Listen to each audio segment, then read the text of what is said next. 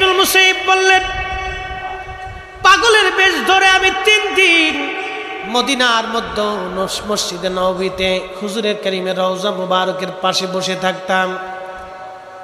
আল্লামা ইমাম দারিমি সুনানুদ দারিমির মধ্যে তিনি লেখেন, বিশুদ্ধ হাদিসে বিশুদ্ধ সনদে তিনি লিখতেছেন, ইমাম দারিমি রাহিমাহুল্লাহ তিনি লিখতেছেন, সাইদ ইবনুল মুসাইয়িব বলেন, দুনিয়ার মানুষে আমি নবীর রওজা মুবারকের পাশে পাগলের বেশ ধরে বসে থাকতাম। খোদার কসম করে বলি, আজানের সময় হলে আমি নবীর রওজা মুবারক থেকে আজানের আওয়াজ পাইতাম। একামতের সময় হলে রাসূলের রওজা মুবারক থেকে একামতের আওয়াজ আসতো। আমি ওই একামতে আমি একমাত্র ব্যক্তি 3 দিন পর্যন্ত আমি মসজিদে নববীতে নামাজ পড়েছি। হাররার সময় ইয়াজিদের সৈন্যরা ঘোড়া গাধাগুলি নবীর মসজিদের বারান্দায় বেঁধেছিল। ওই ইয়াজিদের প্রশংসা যদি কোনো মুসলমান ইমাম খুদারগার মসজিদে করে, ওকে জুতা দিয়ে বাইরে মসজিদ থেকে বের করতে হবে। এই হাত উঁচা করে বলেন ঠিক কিনা?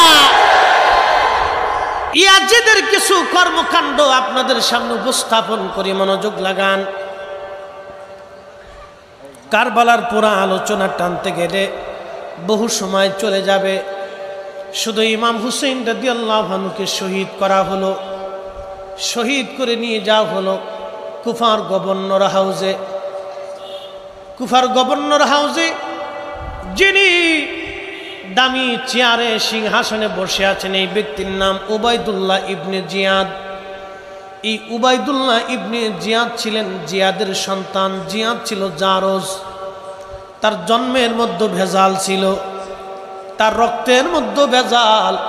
এই ভেজাল রক্তের মধ্যে আল্লাহ দুনিয়াতে একটা সন্তান দিলেন, তার নাম উবাইদুল্লাহ। চেয়ারের মধ্যে বসে হুসেইন রাদিয়াল্লাহু আনহুর পবিত্র মাথা মোবারক নিজের সামনে একটা প্লেটের মধ্যে রেখে একটা লাঠি দিয়ে আওলাদের রসুলের পবিত্র জবান, ঠোঁট মোবারক এবং নাকের মধ্যে, চোখের মধ্যে আঘাত করতেছিল আর বলতেছিল, হুসাইন বুঝলি ইয়াজিদের সাথে দুশ্মনী করার ফল কি হয়? মাজলিসের মধ্যে হাজার হাজার মুসলমান, কেউ সেই দিন প্রতিবাদ করতে পারে নাই। নবীর একজন সাহাবী যায়েদ ইবনে আরকাম রাদিয়াল্লাহু আনহু, যিনি যৌবনকালে মদিনার মধ্যে রসুলের দরবারে তিনি কাটিয়েছিলেন। উনি যখন যুবক, তখন ইমাম হাসান হুসাইন কেবলমাত্র বালক, শিশু। আল্লাহর নবীর সঙ্গে খেলাধুলা করে, নবীর সঙ্গে খেলাধুলা করে। হযরত যায়েদ ইবনে আরকাম যখন বৃদ্ধ, তখন ইমাম হুসাইন শহীদ হয়ে গেলেন। লাঠির উপরে ভর দিয়ে নবীর বৃদ্ধ সাহাবী আওলাদে রসুলকে এক নজর দেখার জন্য আসছে।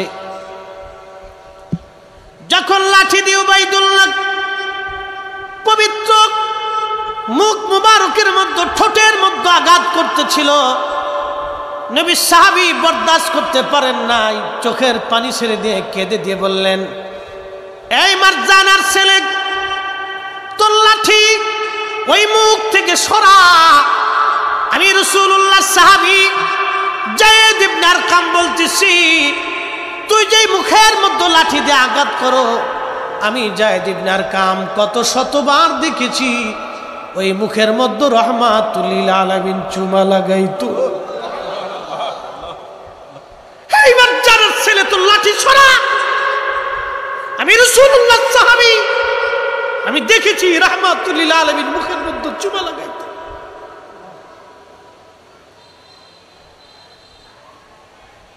উবাইদুল্লাহ ডাক দিয়ে বলতেছে, এই বুড়া, তুই যদি বৃদ্ধ না হতি তোকে এখানে কতল করতাম। যায়েদ ইবনে আরকাম চিৎকার দিয়ে বলে উঠলেন, মারজানার ছেলে, খোদার কসম করে বলে আমি রাসূলুল্লাহ সাহাবী, একবার না, তুই যদি 1000 বার আমাকে শহীদ করে দাও, 1000 বার যদি আল্লাহ আমার জীবন দেয়, রাসূলুল্লাহর পক্ষে 1000 বার জীবন দিতে রাজি আছি। চিৎকার মেরে বলেন আল্লাহু আকবার।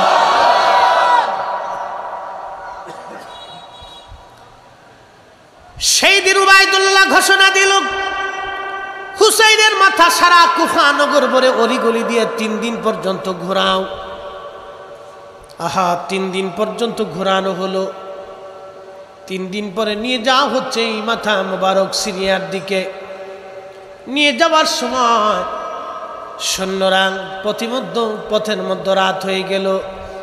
একটা গির্জার পাশে দেখলেন, গির্জার পাদ্রী জিজ্ঞেস করলেন, পাদ্রী, যদি রাতটা তোমার গির্জায় আমাদেরকে থাকার অনুমতি দাও, তাহলে কিছু পয়সা করি তোমাকে আমরা গিফট দিয়ে যাব। পাদ্রী ডেকে বললেন, তোমরা কারা? বলে, আমরা মুসলমান, সিরিয়ান ইয়াজিদি সৈন্য। তোমাদের বর্ষার গায়ে ঝুলিয়ে রেখেছ ওই সুন্দর নুরানি চেহারার মাথা কার? এত সুন্দর মানুষ আমি জীবনেও কোনোদিন আগে দেখি নাই। একবার জোরে বলা যাবে কি মারহাবা?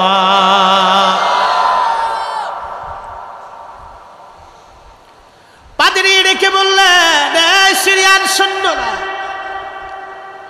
ওই পবিত্র মস্তক কার? এত সুন্দর নুরানি চেহারা, জীবনে কোনোদিন আমি এত সুন্দর মানুষ দেখি নাই। ওরা বলল, এরা আমাদের নবীর দৌহিত্র হুসাইনের মস্তক কেটে নিয়ে আসছি। পাদ্রী আফসোস করে বললেন, তোরা কিসের মুসলমান? আমরা খ্রিস্টান। ঈসা আলাইহিস সালামের যদি ব্যবহার কিতো, জুতার ধুলাও যদি পাইতাম আমার সম্মানের সাথে রাখতাম। আর তোরা নবীর আওলাদের গলায় কেটে দিয়ে মাথা ঝুলিয়ে বর্ষার আগে বিদায়া তোরা চলে যাচ্ছিস, তোরা কি করে মুসলমান হতে পারিস? আরে সিরিয়ান সৈন্যরা, একটু মাথা মোবারক দিবি, আজকে একটা রাতের জন্য খেদমত করতে চাই। একবার জোরে বলা যাবে কি আল্লাহু আকবার? ইমাম হযরতে হাইতেমিয়া শাফি as-সামাইকুল মুহরিকার মধ্যে লেখেন, ওই পবিত্র মস্তক মুবারক নিয়ে যাওয়া হচ্ছিল। পাদ্রী বললেন, মহিলারা কারা? বলে, আমার নবীর বংশের মহিলা। বলে, একটা রজনী নবী বংশের আওলাদদেরকে খেদমত করার সুযোগ দিবি রে, তারা ক্লান্ত শ্রান্ত। বিনিময় আমার এই গির্জার ভিতরে 10,000 স্বর্ণ মুদ্রা আছে রে সিরিয়ান সৈন্যরা। 10,000 স্বর্ণ মুদ্রা তোদেরকে দিয়ে দিব। আজকে একটা রাত্রের জন্য হুসাইনের পবিত্র মস্তকের খেদমত আমি করতে চাই, আওলাদে রসুলদের খেদমত করতে চাই। যদিও আমি মুসলমান না, আমি একজন খ্রিস্টান। পাদ্রী, দিবি তোরা 10,000 স্বর্ণ মুদ্রা দিবি। একসাথে বলা যাবে আল্লাহু আকবার। হযরত ইমাম মালিক 80 বছর ধরে মদিনাতে জুতা পরেন নাই। পার মধ্যে কতবার ফুসকা পরে ঘা হলো, রক্ত পড়ল। মদিনার হাউদের মধ্যে কোনোদিন পেশাব পায়খানা করেন নাই, এমনকি থুতু পর্যন্ত ইমাম মালিক রহিমাহুল্লাহ ফেলেন নাই। জিজ্ঞেস করা হলো, ইমাম মালিক, দুনিয়ার কত আলেম এই মদিনার মধ্যে জুতা পরল? দুনিয়ার কত আলেম এই মদিনার মধ্যে পায়খানা পেশাব করলো, জুতা স্যান্ডেল পরলো, থুতু নিক্ষেপ করলো? কোন দলিলে আপনি মদিনায় জুতা পরেন না, পায়খানা পেশাব করেন না, থুতু ফেলেন না? দলিল বলবেন কি? আহারে, পৃথিবীর 4 আলেমের এক আলেম, মুস্তাহিদদের প্রথম তবকার মুস্তাহিদ, এত বড় আলেম আর কোনোদিন ইমাম মেহেদির আগে জন্ম হবে না। এত বড় আলেম আর কোনোদিন জন্ম হবে না। এত বড় আশিক রাসূলও কোনোদিন জন্ম হবে না। 80 বছর ধরে একটা মানুষ কল্পনা করতে পারবেন ওনার হায়াত পর্যন্ত কোনোদিন মদিনার মধ্যে জুতা পরেন নাই, কোনোদিন পেশাব পায়খানা করেন নাই, কোনোদিন তিনি থুতু পর্যন্ত মদিনার মাটির মধ্যে ফেলেন নাই। আল্লাহু আকবার। দলিলটা হলো, দলিল কি? ইমাম মালিক ইবনে আনাস রাদিয়াল্লাহু আনহু দলিল দিলেন, একটা দলিল, ভালোবাসার দলিল দিয়েছিলেন। যেই মাটির ভিতরে আমার নবী রাহমাতুল লিল আলামিন ঘুমিয়ে আছে, আমি ইমাম মালিকের কলিজার মধ্যে কি করে সাহস হবে এই মাটির মধ্যে জুতা পরতে, এই মাটির মধ্যে থুতু ফেলতে, এই মাটির মধ্যে আমি পায়খানা পেশাব করব? আমি ইমাম মালিকের কলিজায় সাহস হতে পারে না। একসাথে বলবেন আল্লাহু আকবার। আপনি কওমি হতে পারেন, তবলিগি হতে পারেন, জামাত ইসলাম হতে পারেন, আহলে হাদিস হতে পারেন, আপনার আট্টশির হতে পারেন, সরসিনা, ফুরফুরা, জৈনপুর, সোনাকান্দা, এরপরে আপনার ইমামে রব্বানী দরবার শরীফ হতে পারেন, বাংলাদেশের সমস্ত সুন্নি দরবার মসলকে আলা হযরত কাদেরিয়া, চিশতিয়া, নকশবন্দিয়া, মুজাদ্দিদ, হানাফি, শাফি, মালিকি, হাম্বলি, রাজনৈতিকভাবে যে দল হতে পারেন, পারিবারিকভাবে যে বংশ হতে পারেন, মুসলমান হিসেবে হযরত আওলাদে রাসূল ইমাম হুসাইন রাদিয়াল্লাহু আনহু আমাদের সবার। আল্লাহ রাসূল বলেন আল হাসানু ওয়াল হুসাইনু সাইয়্যিদা শাবাবি আহলিল জান্নাহ, মাশহুর হাদিস। আল হাসান ওয়াল হুসাইনু সাইয়্যিদা শাবাবি আহলিল জান্নাহ, আমার হাসান আর হুসাইন আমার দুইজন বংশধরেরা জান্নাতের যুবকদের সর্দার। এ যুবক, আপনাকে বলতেছি যুবক, যুবক আপনাকে বলছি, জান্নাতে আপনার সর্দার যিনি হবেন, তিনি হাসান আর হুসাইন, জান্নাতের যুবকদের সর্দার। এই কথা আমরা নির্বাচন করি নাই, এই মর্তবা আমরা ভোট দিয়ে দিই নাই। এই মর্তবা যিনি দিলেন তিনি স্বয়ং আমার আল্লাহ। আল্লাহর ইচ্ছা অনুযায়ী নবীজি ঘোষণা দিয়েছেন, আল্লাহর ইচ্ছা না হলে নবী ঘোষণা দিতেন না। আল্লাহর পছন্দ হয়েছে হাবিব আপনার দুইটা কলিজার টুকরা হাসান আর হুসাইন, আপনি তাদেরকে ভালোবাসেন, আমি আল্লাহ তাদেরকে একটা মর্যাদা দিয়ে দিলাম, একটা সম্মান দিলাম, তারা জান্নাতি যুবকদের সর্দার। একবার জোরে বলা যাবে মারহাবা? আচ্ছা, টাকা দিয়ে জান্নাত পাওয়া যায়? সুযোগ আছে না? আল্লাহ রাসূল জান্নাতের একটা মর্তবা বলেছেন, জান্নাতের একটা চাবুক, যেই চাবুক দিয়ে আমরা ঘোড়া দাবড়াই, ঘোড়ার পিঠে আঘাত করে, জান্নাতি একটা চাবুক। এই চাবুক এক পাশে রাখবে আর সারা পৃথিবী আর এক পাশে রাখবে। জান্নাতের একটা চাবুক এক পাশে রাখবে, পৃথিবীর সারা সৃষ্টি আর পৃথিবী আর এক পাশে রাখবে। ওই জান্নাতের একটা চাবুকের এই দামের সমান সারা পৃথিবী বিক্রি করলেও হবে না। সেই জান্নাতের আটটা জান্নাত, তো কোন কোন বান্দাকে 10টা দুনিয়ার সমান একটা জান্নাত দেওয়া হবে, মানে 10টা দুনিয়ার সমান জান্নাতের জায়গা তার জন্য বরাদ্দ হবে। সেই জান্নাতের সব যুবকদের সর্দার।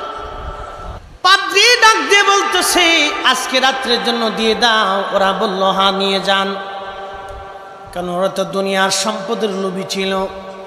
ওদের হাতের মধ্যে যে রত্ন, এই রত্ন ওরা চিনতে পারে নাই, কিন্তু দুনিয়ার মোহে পরে ওরা পাগল হয়ে গেল। হযরতে ইমাম হুসাইন রাদিয়াল্লাহু আনহুর মস্তক দিয়ে দেওয়া হলো পাদ্রীর কাছে। পাদ্রী নিয়ে গেলেন, মহিলাদেরকে অন্দর মহলে পাঠিয়ে দিলেন, মহিলাদেরকে দায়িত্ব দিয়ে দেওয়া হলো সেবা করার জন্য। তাদের রাত্রিবেলা খানা দানার ব্যবস্থা, বিশ্রামের ব্যবস্থা করা হলো। এবার ওই পাদ্রী পবিত্র মস্তক মাথা মোবারক নিয়ে গেলেন, তিনার রুমের মধ্যে একটা স্বর্ণের প্লেটের মধ্যে রেখে পরিচ্ছন্ন পানি এনে ওই পানি দিয়ে ইমাম হুসাইন রাদিয়াল্লাহু আনহুর মাথা, দাড়ি, রক্তগুলি পরিষ্কার করতে লাগলেন আর কাঁদতে লাগলেন। সারা রাত্র মস্তক মুবারকের সামনে পাদ্রী বসে বসে কাঁদতে লাগলেন। লক্ষ্য করলেন আল্লাহর আকাশ থেকে একটা নূর মুবারক এসে ইমাম হুসাইন রাদিয়াল্লাহু আনহুর মস্তক বরাবর, আসমান বরাবর ফাঁকা হয়ে গেল। এই নূরের ভিতরে অদৃশ্য আশ্চর্য দৃশ্যগুলি দেখে পাদ্রী আর স্থির থাকতে পারলেন না, তার জবানে পড়ে ফেললেন লা ইলাহা ইল্লাল্লাহু মুহাম্মাদুর রাসূলুল্লাহ। পাদ্রী এবার পড়ে ফেললেন কালেমা। এই দৌলত নিয়ে পাদ্রী ইমানের দৌলতওয়ালা হয়ে গেলেন। একবার জোরে বলবেন কি মারহাবা? একদল মস্তক বহন করলো কিন্তু জান্নাত নিতে পারলো না। আর একজন মস্তক মোবারক রাতে নিয়ে তিনি ইমানের দৌলতওয়ালা হয়ে গেলেন। শুধু ইমানের দৌলতওয়ালা না, ইশকে রাসূলের দৌলতওয়ালা হয়ে গেলেন। আরে ইমান তো ওই ইয়াজিদেরও ছিল। কি কথা কন না? ইমান তো ইয়াজিদের সৈন্যদেরও ছিল, ইমান তো ওদেরও ছিল, কিন্তু ইশকে রাসূলের দৌলত তো সবার ভিতরে নাই। ইশকে রাসূলের দৌলত এটা আলাদা নিয়ামত, এটা পাদ্রীর কলিজার ভিতরে এসে গেছে। খেদমত মহাব্বত এসে গেছে পাদ্রীর কলিজার ভিতরে, স্থির থাকতে পারেনি। দিবি 10,000 স্বর্ণমুদ্রা তোকে আলাদা দিয়ে দিই। ওটা মস্তক বহন করলো বটে, কিন্তু নিয়ামত নিতে পারল না। কিন্তু পাদ্রী নিয়ামত নিয়ে নিল। মস্তক নিয়ে যা হলো সিরিয়াতে। একটা কথা খেয়াল রাখবেন, শহীদ হলেন কারবালা, নিয়ে আসা হলো কুফা, সেখানে 3 দিন ঘোরানো হলো, 2-4-5 দিন এদিকে পার হয়ে গেল। মস্তক নিয়ে যা হলো সিরিয়াতে। সিরিয়াতে নিয়ে যাওয়ার পরে ইয়াজিদ বলল 3 দিন পর্যন্ত সিরিয়ার অলিগলি দিয়ে শুধু ঘোরাও, মানুষের দেখাও। আপনি তো খুব মোহাম্মতে পাগল হয়ে গেছেন, মোহাম্মতে গুদু গুদু হয়ে গেছে। উরে সর্বনাশ, খুব ভালো মানুষ ছিল, নামাজ কালাম পড়ে একবার ইয়াজিদ একবার উদ্ধার করে ফেলেছে। কোটি বছর নামাজ পড়লে কি হবে যদি ইশকে রাসূল না থাকে? কি কথা বলেন না কেন? কোটি বছর নামাজ পড়লে কি হবে যদি ইশকে রাসূল না থাকে? ইয়াজিদ এই পবিত্র মস্তক 3 দিন পর্যন্ত সারা এলাকা ভরে ঘুরাইতে বললেন। সারা এলাকা ঘোরানো হচ্ছে পবিত্র মাথা।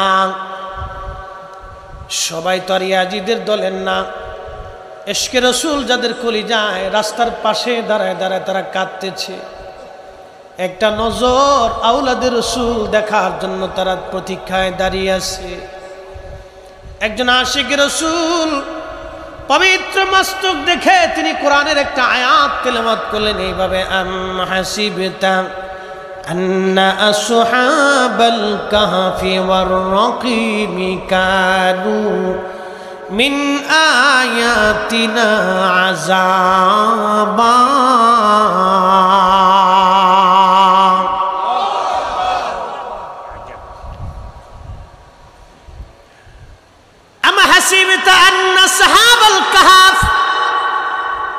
কতই না আশ্চর্য নিদর্শন। আসহাবে কাহাফ, আল্লাহ বলেন কানু মিন আয়াতিনা আযাবা। আশ্চর্য নিদর্শনাবলীর মধ্যে অন্যতম নিদর্শন এই আসহাবে কাহাফ। আয়াত যখন তেলাওয়াত করলেন তখন পাশ থেকে এই আশিক রাসূলের আয়াত পড়ার সঙ্গে সঙ্গে ইমাম হুসাইন রাদিয়াল্লাহু আনহুর পবিত্র জবান থেকে আওয়াজ আসতেছে, আযাবু আসহাবাল কাহফি কতলি ওয়া হামলি। আমাকে হত্যা করা, আমার মস্তক এইভাবে বহন করে নিয়ে আমার সাথে নির্যাতন করা, আমাকে অবমাননা করা সাহাবে কাহাফ থেকে কি কোনো অংশে আশ্চর্য কম? আল্লাহু আকবার। না হয় না, আরো জোরে বলেন আল্লাহু আকবার। ইমাম হুসেন রাদিয়াল্লাহু আনহুর জবান থেকে আওয়াজ আসলো, আল্লাহ কোরআনে বলেন, ওয়ালা তাকুলু লিমান ইউকতালু ফি সাবিলিল্লাহি আমওয়াত বাল আহইয়াউ ওয়ালাকিন লা তাশউরুন।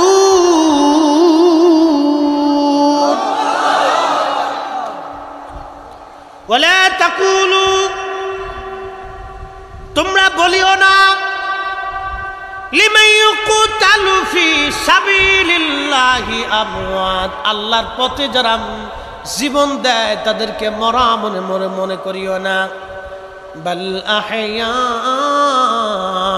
বরং তারা জিন্দা জিন্দা জিন্দা জিন্দা জিন্দা। আমি বলি নাই, মালিক বলেছে, আমি বলি নাই, কোরআন বলে বাল আহইয়া। আল্লাহর পথে যারা জীবন দেয় তারা জিন্দা জিন্দা জিন্দা জিন্দা। এই জন্য আল্লাহর ওলিরা মরে যাওয়ার পরও জিন্দা, আল্লাহর নবীর ইন্তেকালের পরও রওজা শরীফে জিন্দা। যারা আল্লাহর পথে জীবন যারা দেয় শহীদ হয় ইন্তেকালের পরেও তারা জিন্দা। যারা মানবে না, তারা কোরআন মানে না, ওরাই হলো গিরগিটির দল। কোরআন বলে ওয়ালাকিন লা তাশউরুন, তোমরা বুঝো না, অনুধাবন করো না যে তারা জিন্দা, তোমরা বুঝো না তারা জিন্দা। খাসাইসুল কুবরার ভিতরে ইমাম জালালউদ্দিন সুয়ুতি রাহিমাহুল্লাহ তিনি লেখেন, রাসূল করিম সাল্লাল্লাহু আলাইহি সাল্লামের চাচাতো ভাই জাফর রাদিয়াল্লাহু আনহু মুতার প্রান্তরে জিহাদের ময়দানে রওনা করবে। জাফর রাদিয়াল্লাহু আনহু হযরত আলী রাদিয়াল্লাহু আনহুর আপন ভাই, আল্লাহর হাবিবের চাচাতো ভাই আবু তালিবের বেটা জাফর, নবীজির কলিজার টুকরো চাচাদের মধ্যে যিনি একজন চাচা আল্লাহর নবীকে সারা জীবন ভালোবাসছে, তিনার নাম আবু তালিব। যদিও শেষ সময় কালেমা তার নসিব হয় নাই, কোন কোন বর্ণনাতে আসছে যে কিয়ামতের মাঠে সবচেয়ে কঠিন আযাব, সবচেয়ে সহজ আযাব জাহান্নামের মধ্যে হবে, তার নাম আবু তালিব। ইমাম সুয়ুতি মাসালিকুল হুনাফার মধ্যে তিনি কথাও লিখেছেন, হাদিস এনেছেন। যদি আল্লাহ ক্ষমা করেন রাসূলের কারণে, সেটা আল্লাহর ইচ্ছা। সুপারিশ রাসূলুল্লাহর হাতে থাকবে, সেটা আলাদা ফাংশন, ওটা আমরা বলতে পারবো না। কিন্তু রাসূল করিম সাল্লাল্লাহু আলাইহি সাল্লামের চাচার সন্তান জাফর এবং আলী দুইজন। জাফর কালেমা পড়লেন, নবী ঘোষণা দিলেন মুতার প্রান্তরে তিনজন সেনাপতি হবে। প্রথম সেনাপতি আমার পালিত বেটা জায়েদ, দ্বিতীয় সেনাপতি আমার চাচাতো ভাই জাফর, তৃতীয় সেনাপতি আব্দুল্লাহ বিন রাওয়াহা রাদিয়াল্লাহু আনহু। এই তিনজন সেনাপতি বিদায় নিয়ে আসো আপনজনদের কাছ থেকে। জাফর চলে গেলেন বাড়ি যায় বিবিকে বলেন, বিবিরে রাসূল করিম আমাকে মুতার প্রান্তরের সেনাপতি নির্বাচন করেছেন, আমি দ্বিতীয় নাম্বার সেনাপতি, এবং আল্লাহর নবী তিনজনকে সেনাপতি বানিয়েছেন। প্রথম নম্বরে জায়েদ, নবী বলেছেন জায়েদ শহীদ হয়ে যাওয়ার পরে জাফর সেনাপতি হবে। জাফর শহীদ হয়ে যাওয়ার পরে আব্দুল্লাহ বিন রাওয়াহা সেনাপতি হবে। আব্দুল্লাহ বিন রাওয়াহা শহীদ হয়ে যাওয়ার পরে মুসলমানরা, মুজাহিদরা যাকে খুশি সেনাপতি তারা ওই যুদ্ধের ময়দানে নিয়োজিত করে নেবে। জাফর বিবিকে বলে, বিবি আল্লাহর নবী আমাকে সেনাপতি শুধু নিয়োগ করে নাই, আমাকে তিনি শহীদ বলে ঘোষণা দিয়েছেন। আমার আগের সেনাপতিকে শহীদ বলেছেন, আমার পরের জনকে শহীদ বলেছেন। বিবিরে শোনো, আমি মুতার প্রান্তরে যাচ্ছি, কোনোদিন আর ফিরে আসব না, কারণ রাসূল আমাকে শহীদ ঘোষণা দিয়েছেন, অবশ্যই মুতার প্রান্তরে আমি শহীদ হয়ে যাব। একবার জোরে বলা যাবে কি ইয়া রাসূলুল্লাহ। হযরত জাফরের স্ত্রী 2 রাকাত নামাজ পড়ে হাত তুলেছে, ইয়া রব তোমার রাসূল আমার স্বামীকে মুতার প্রান্তরের দ্বিতীয় নাম্বার সেনাপতি ঘোষণা দিয়েছে।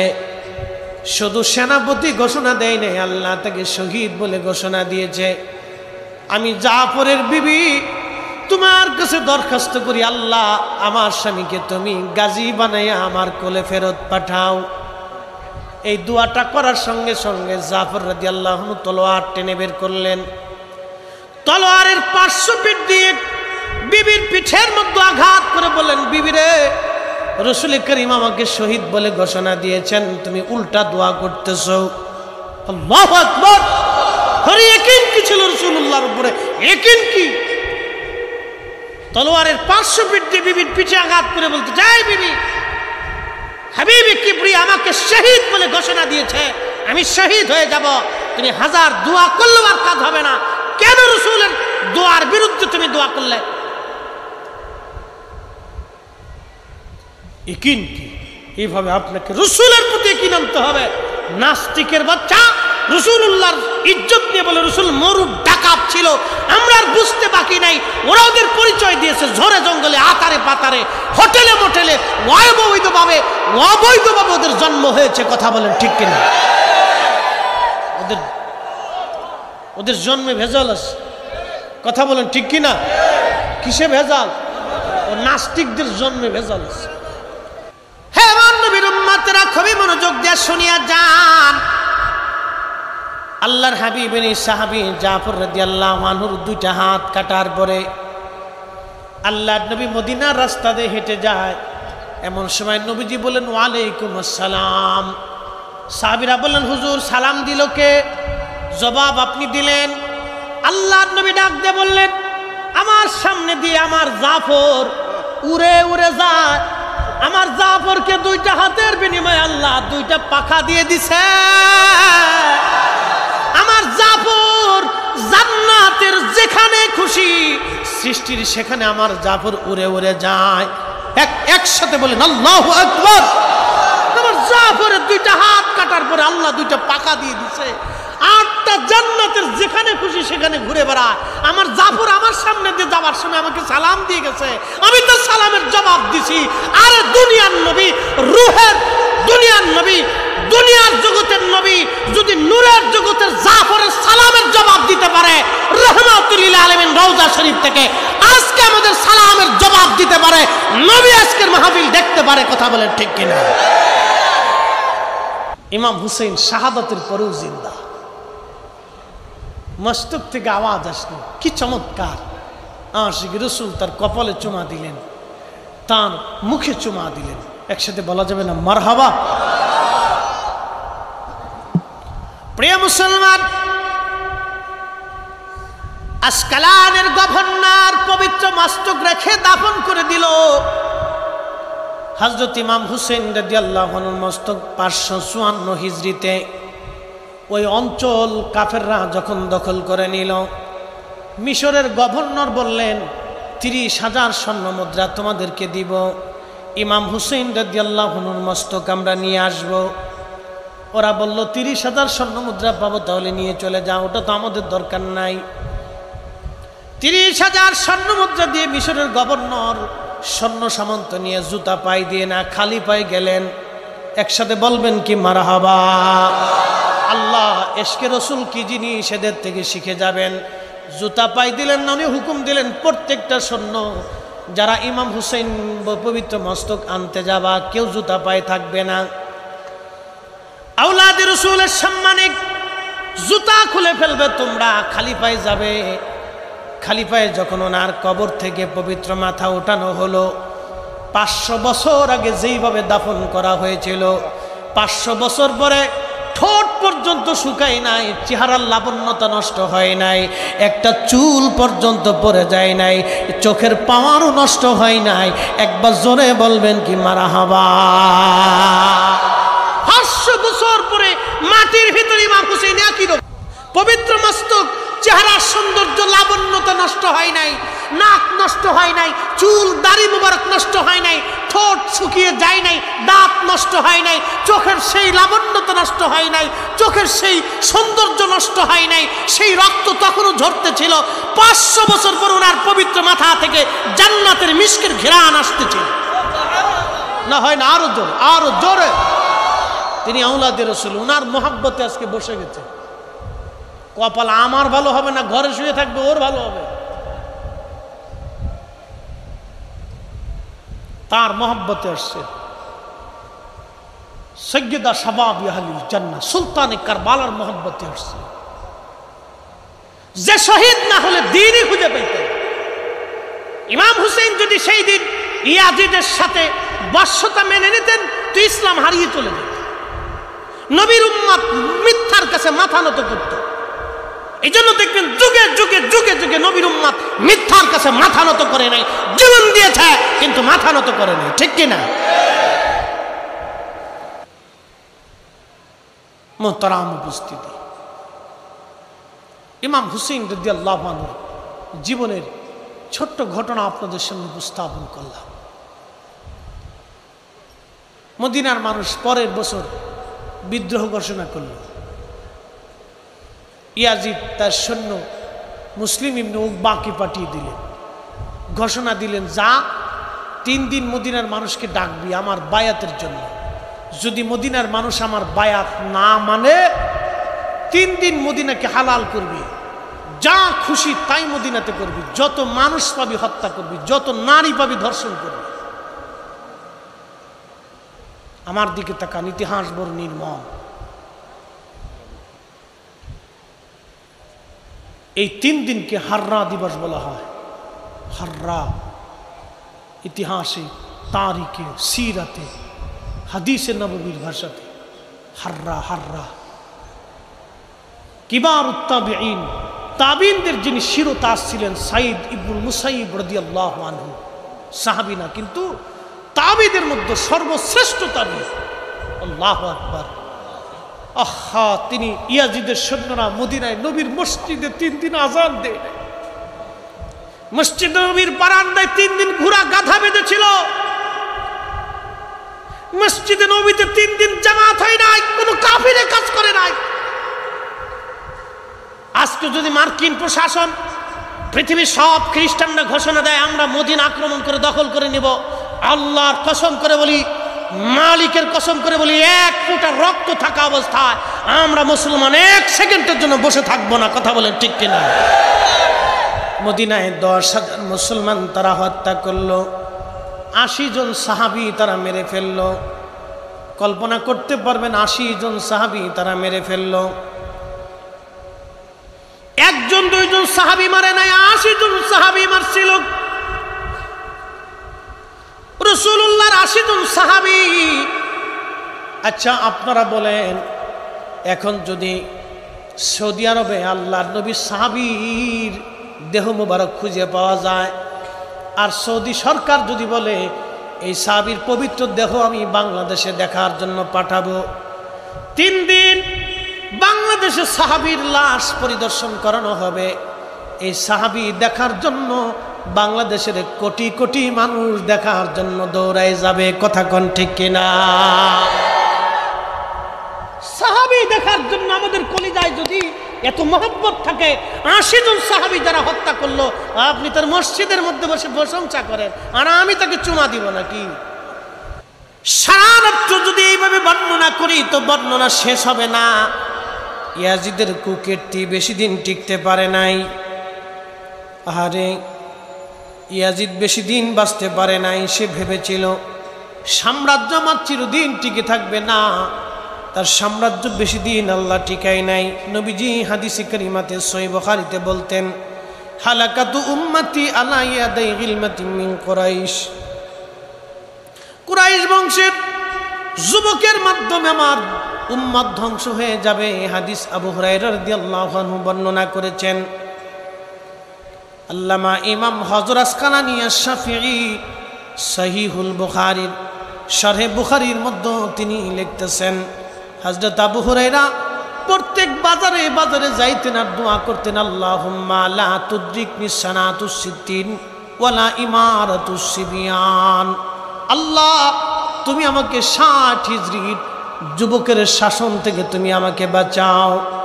মুহাদ্দিস সাহাবী আবু হুরায়রা দোয়া করতেন, আল্লাহুম্মা লা তুদরিকনি সানাতুস সিদ্দিন ওয়ালা ইমারাতুস সিবিয়ান। আল্লাহ আমাকে 60 হিজরির যুবকের শাসন থেকে তুমি আমাকে বাঁচাও। আবু হুরায়রা ইন্তেকাল করলেন 59 হিজরিতে। উনি দোয়া করতেন, আল্লাহ 60 হিজরির যুবকের শাসন থেকে তুমি আমাকে বাঁচাও। ইমাম হযরত আসকালানী লেখেন, ইয়াজিদ ক্ষমতা গ্রহণ করলো 60 হিজরিতে। কারবালার ঘটনা 61 হিজরিতে সংঘটিত হলো। নবী বলতেন, হালাকাতু উম্মতি আলা ইয়াদাই গিলমাতিন মিন কুরাইশ। কুরাইশ বংশের যুবকের মাধ্যমে আমার উম্মত ধ্বংস হবে। আল্লাহর নবীর এই হাদিস থেকে আবু হুরায়রার দোয়া থেকে বোঝা গেল সেই যুবক অন্য কেউ না, সেই যুবকের নাম Yazid. Yazid Yazid Yazid Yazid সেই নিকৃষ্ট যুবকের নাম ইয়াজিদ। 60 হিজরিতে ক্ষমতায় বসেছিল। 35 বছর বয়সে ক্ষমতা গ্রহণ করেছিল। 4 বছর দুনিয়াতে ক্ষমতা পালন করার পরে 4 বছরে সে মারা গেল। 4 বছরে 3টা অপকর্ম সে করেছিল। 1 নম্বরে ইমাম হুসেন সব পরিবারে হত্যা করলো। 2 নম্বরে মক্কাতুল মুকাররমা মদিনাতুল মুনাওয়ারা আক্রমণ করে 3 দিন মদিনাকে হত্যাযোগ্য এবং হালাল ঘোষণা করলো। যেই মদিনা নবী হারাম ঘোষণা করলেন সেই মদিনাকে ইয়াজিদ হালাল ঘোষণা করলো।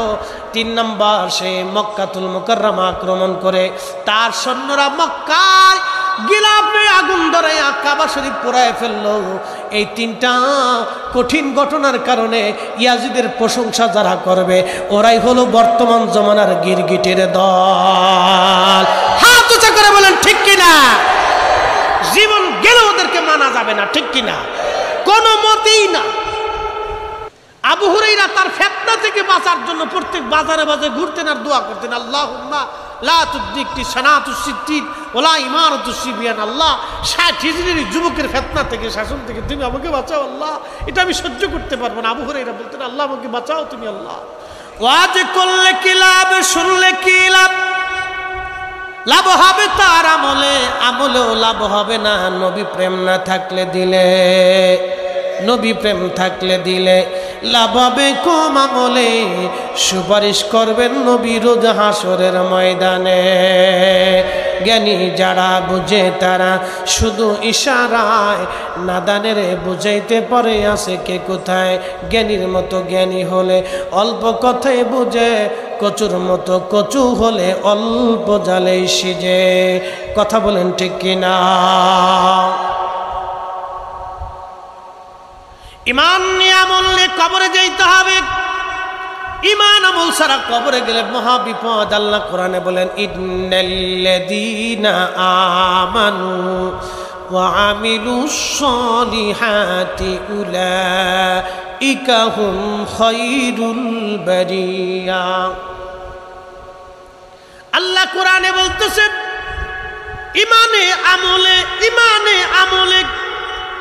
ইমান শুধু নিজের ইচ্ছা মতো নিলে হবে না। যে আকীদায় খাজা মাইনুদ্দিন চিশত আজমিরি সেনজেরি খাজা হয়েছে, যে আকীদায় হুজুর গাউসে পাক মুহিউদ্দিন আব্দুল কাদের জিলানী গাউসে সাকালাইন হয়েছে, যে আকীদায় খাজা বাহাউদ্দিন নকশবন্দ বুখারী ঘুমিয়ে গেছে, যে আকীদায় 1000 বছরের মুজাদ্দিদ আল ফেসানি সরহিন্দি রাহমাতুল্লাহ আলাইহি ঘুমিয়েছে, যে আকীদায় হযরত ইমাম আযম আবু হানিফা ঘুমিয়েছে, ইমাম আবু ইদ্রিস শাফি ঘুমিয়েছে, ইমাম মালিক ইবনে আনাস ঘুমিয়েছে, ইমাম আহমদ ইবনে হাম্বল ঘুমিয়েছে, সাহাবী তাবি তাবে তাবিনগণ ঘুমিয়েছে।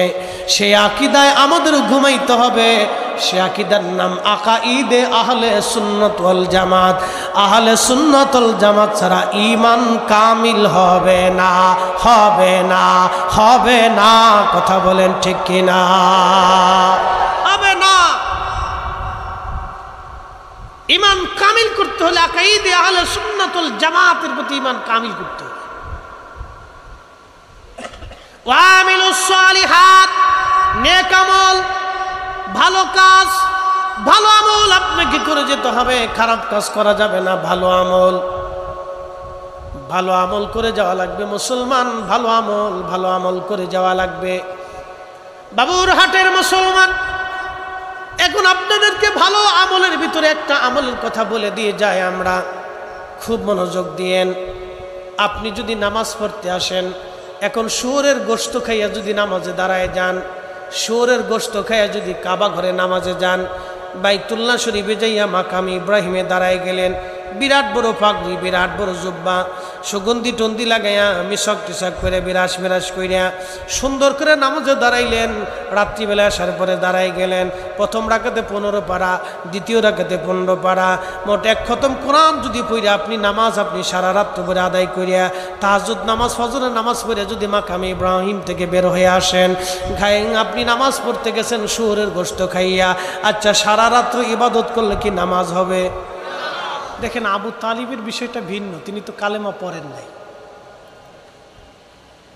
তিনি তো কালেমা পড়েন নাই, ঈমান আনেন নাই। এখানে ঈমান শর্ত, ঈমান শর্ত। এই জন্য আল্লাহ রাসূল বলেন আল মারু আমান আহাব্বা, তুমি যাকে, সহিহ বুখারীর হাদিস, তুমি যাকে মহব্বত করবে তার সাথে তার হাসর নাসর হবে। একসাথে বলা যাবে না সুবহানাল্লাহ? সহিহ বুখারীতে রাসূল বলেছেন, লা ইউমিন, তুমি ঈমানদারি হবে না হাত্তা আকুনা আহাব্বা ইলাইহি মি ওয়ালিদিহি ওয়া ওয়ালাদিহি ওয়ান নাসি আজমাইন। দুনিয়ার সব ব্যক্তি, পুরুষ, জীবন, ভালোবাসার মানুষ, পিতা মাতা, আত্মীয় স্বজন যাহা আছে, তোমার সন্তান সন্ততি, সব কিছুর চাইতে আমি নবীকে তোমাকে ভালোবাসলে তাহলে তুমি ঈমানের স্বাদ পাবা। মারহাবা বলবেন না? এখানে ঈমান শর্ত। কি শর্ত? ঈমান শর্ত। ভাইয়ের প্রশ্ন ঠিক আছে, ঈমান শর্ত। আবু তালিব তো ঈমান আনেন নাই, এই জন্য তিনি ভালোবাসছেন কিন্তু বেনিফিট পান নাই, তিনি ঈমান আনেন নাই। আমরা তো ঈমানদার, কালমা পড়ছি, কথা কন না কেন? তাহলে আমরা যেহেতু ঈমান আনছি, তাহলে রাসূলুল্লাহর হাদিস, বুখারী থেকে 2টা হাদিস আমরা বললাম, 2টা হাদিসের ভিত্তিতে আমরা বলতে পারি ভালোবাসলেও বেনিফিট পাওয়া যাবে। কি কথা কন না কেন? আরে আল্লাহর খলিলের বিরুদ্ধে দাঁড়াইয়া আগুনে ফু দেওয়ার জন্য যদি একটা প্রাণীর শাস্তি এরকম হতে পারে, আওলাদের রাসূলের গলায় যারা ছুরি চালিয়েছিল, 3 দিন ধরে তাদেরকে নির্মম কষ্ট যারা দিয়েছিল, তাদের পরিবারদেরকে পর্দার বাহিরে এনে ঘোড়ার পৃষ্ঠে চড়িয়ে তাদেরকে বাজারে বাজার প্রদক্ষিণ করা হয়েছিল, রাসূল কারীমের ইজ্জতের চাদর যারা ধরেছিল, আল্লাহি বিল্লাহি তাল্লাহি কাবা শরীফের গিলাফ দিয়েও তাদেরকে কবরে দিলে জান্নাত নসিব হবে না। কথা বলেন ঠিক না বেঠিক?